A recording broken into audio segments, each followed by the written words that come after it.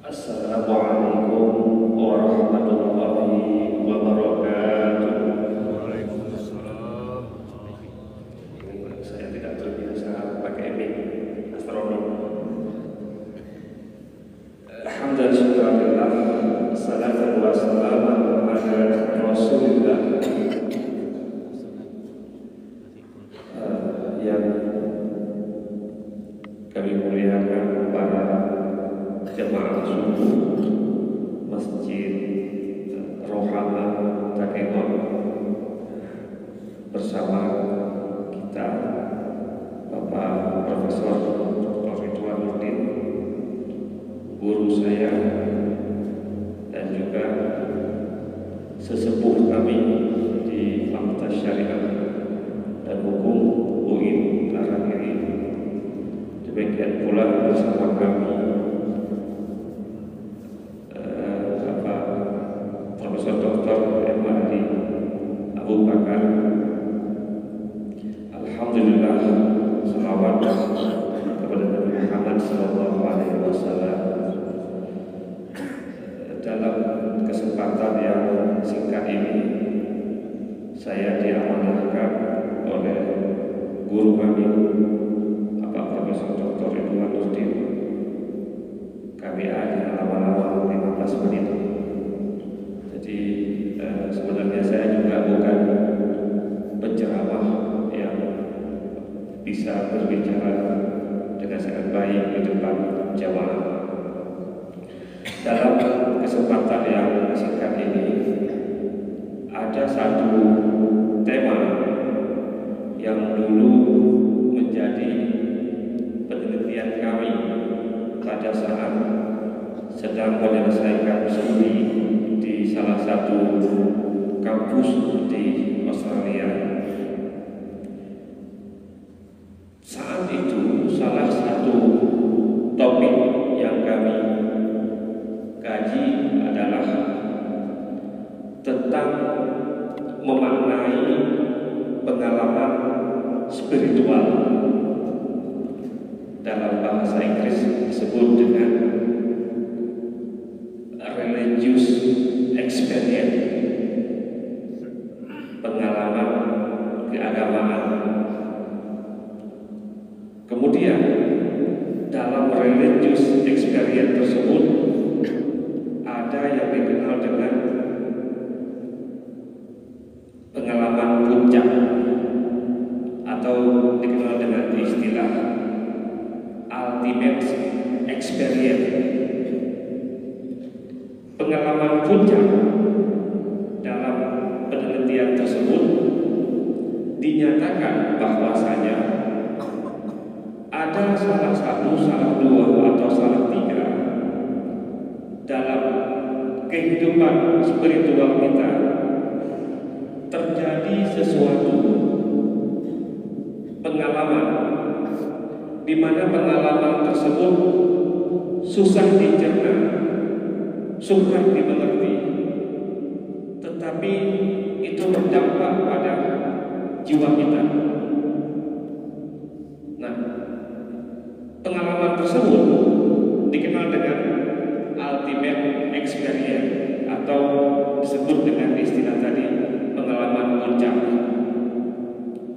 Pengalaman puncak ini kemudian yang mampu mengubah seseorang. Kalau dalam kajian kami di antropologi, merubah manusia tersebut yang awalnya manusia sebagai binatang, kemudian dia berubah menjadi manusia. Jadi dari hayawanul nabit, dia berevolusi atau berpindah menjadi insan. Konon dalam kata insan tersebut tidak ada istilah jantina atau jenis kelamin. Nah, ketika manusia sebagai binatang atau hayawanul nabit, dalam riset kami itu kami memberikan 1, 2, 3 lapisan. Ketika dia belum berubah menjadi seorang manusia, Tahapan yang paling rendah adalah tahapan yang disebut dengan manusia sebagai binatang. Jadi bagi dia tidak begitu penting pengalaman puncak, karena faktor kebinatangan yang ada dalam diri manusia tersebut masih mengontrol semua perilaku dia. Karena itu wujud dia manusia, tapi perilakunya binatang.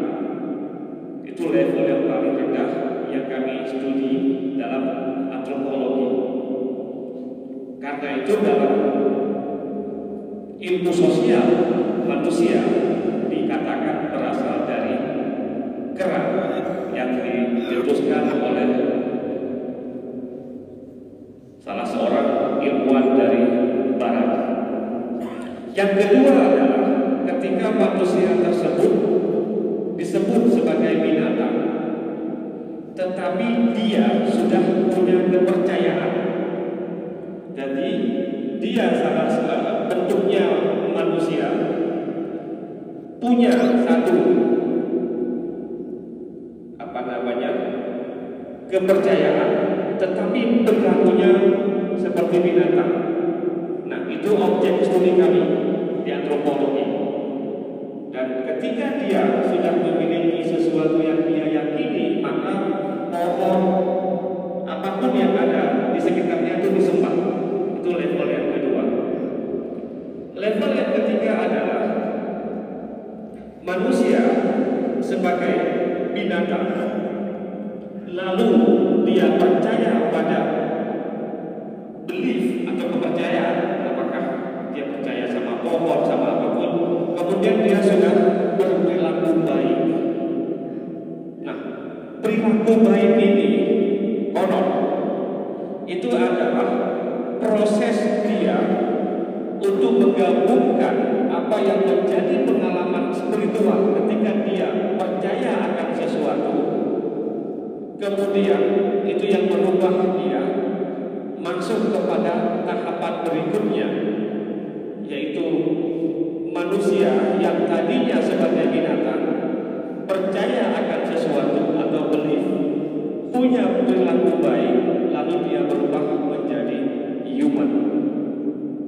Nah, level human dari tadi perubahan manusia sebagai binatang menuju human, menuju manusia, itu yang tadi terpengaruh oleh pengalaman puncak.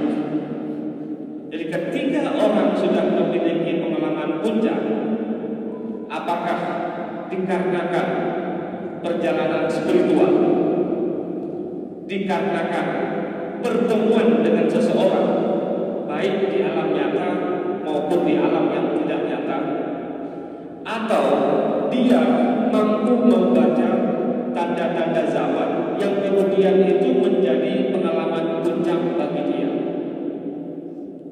Ada juga orang yang merubah pola tersebut dari manusia sebagai binatang, punya belief, punya moral, dia berubah menjadi manusia itu dengan melakukan proses 40 hari. Jadi dalam kajian kami spiritual, angka 40 itu sangat penting sekali. Bahkan konon katanya Nabi Muhammad diangkat pada umur 40 tahun. Semua angka itu berhubungan dengan 40. Bahkan kami dalam kajian antropologi agama menyebutkan dengan angka ujian. Jadi 40, kalau dalam sains numerologi, ilmu perangkaan, angka 40 itu menjadi angka cobaan. Makanya banyak orang yang bertapa di gunung, masuk hutan, nggak ketemu sama orang, dia melakukan tahapan satu, tahapan sampai beberapa tahapan berikutnya, itu biasanya 40 hari. Karena dianggap angka 40 adalah angka cobaan, trial. Nah, di angka 40 itu kemudian jika terjadi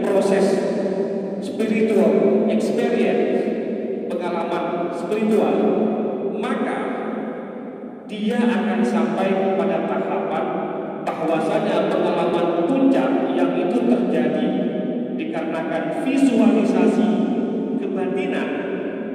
Jadi dia mampu melihat sesuatu yang tidak terlihat, mampu merasa apa yang tidak biasa dirasakan oleh orang lain.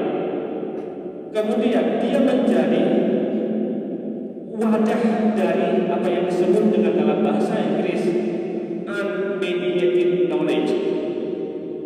Apa unmediated knowledge? Pengetahuan yang tidak dia memiliki media. Ketika proses itu terjadi, maka kalau tubuh manusia tersebut tidak kuat, itu biasanya meninggal. Kenapa?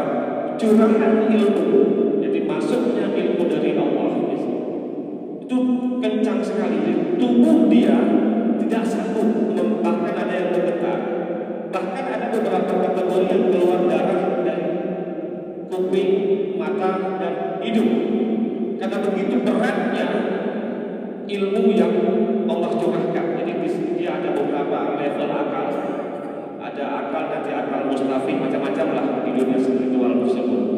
Nah, makanya dalam proses human tadi sebagai hayawan, belief, percaya, kemudian moralitas, akhlak, dia sebenarnya mempersiapkan wajah badan dia, tubuh dia, baik secara jasmani maupun rohani, supaya ketika terjadi proses unmediated knowledge, pengetahuan yang masuk ke dalam diri dia, orang kemudian tiba-tiba menjadi keramat. Tiba-tiba apa yang dia sembuh itu sungguh buat orang. Tiba-tiba dia bisa lihat orang, ini begini, ini begini. Jadi biasanya terjadi 4 hal. Biasanya yang terjadi adalah dia akan tidak berhenti bicara, dan apapun dia lihat dia bisa melihat orang. Ini masa lalunya begini, ini begini. Itu satu. Yang kedua, ketika dia menjadi proses human, dia biasanya mampu mengobati orang. Dan yang ketiga, biasanya itu orang menjadi makannya cuma kalimat. Jadi untuk apa? Untuk mempertahankan level human dia sebagai insan. Dan yang terakhir, biasanya para wali atau para ulama itu menulis. Jadi kalau kita baca kitab Ibnu Arabi misalnya, beberapa kitab beliau, Futuhat Makiyah, itu diperjelas sangat luar biasa tentang dampak dari pengalaman spiritual, bahkan mimpi pun bagi mereka itu bisa menjadi sumber pengetahuan. Ketika dia menjadi naik lagi levelnya, setelah dia sampai kepada level human, dan yang terjadi 4 hal tadi itu tidak kemudian dianggap sesuatu yang luar biasa, itu biasanya ada orang yang begitu dapat itu langsung dia menjadi orang yang bisa mengobati orang, bisa melihat orang, bahkan levelnya macam-macam. Nah, ketika dia menjadi human manusia, maka sesungguhnya dia mempertemukan dia sebagai mikrokosmos dari manusia dengan makrokosmos. Dia mencoba menghubungkan apa yang terjadi di dalam dirinya dengan alam semesta. Nah, itu yang disebut dengan pertemuan secara kosmik, atau dalam bahasa yang spiritual disebut dengan istilah alamul saghir dan alamul kabir. Nah, sampai di level berikutnya dia akan masuk kepada fase, kalau dulu saya menulis dengan istilah humanization. Humanization adalah memanusiakan manusia. Jadi kehadiran dia itu bisa membuat orang lain itu menjadi manusia. Ada orang begitu kita datang ke suatu tempat kita gelisah. Ada orang begitu datang ke tempat kita, dia memiliki sebuah proses yang disebut dengan dampak dari spiritual dia. Dan kemudian orang bisa menjadi manusia karena dia berperilaku memanusiakan manusia. Dan tahapan ini nanti akan masuk lagi ke beberapa tahapan. Nah, apa yang ingin saya sampaikan? Mohon izin Prof. Ridwan, 3 menit lagi.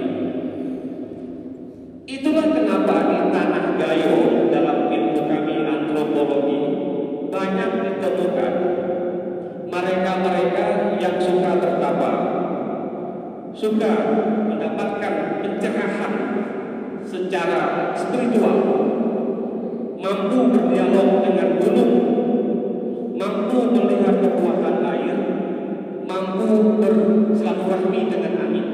Kenapa? Karena ketika tadi manusia bersatu dengan alam, antara alam zahir dan alam kabir, maka dia hidup harmoni dengan alam. Nah, keharmonian inilah kemudian yang membentuk perilaku orang-orang seperti ini yang dekat dengan gunung. Karena dalam kajian antropologi, gunung itu dianggap memiliki kekuatan spiritual yang amat tinggi. Mungkin itu sebagaimana tadi disampaikan, jangan terlalu lama, ini hanya sedikit saja apa yang kami bisa sampaikan dalam kajian kami karena bidang ilmu saya Ustazah atau Bapak Ibu bukan penceramah, tapi memang antropologi agama. Jadi kami memang mendalami ilmu antropologi agama 11-12 dengan Owen dan dulu nulis tentang dunia Gayo. Demikian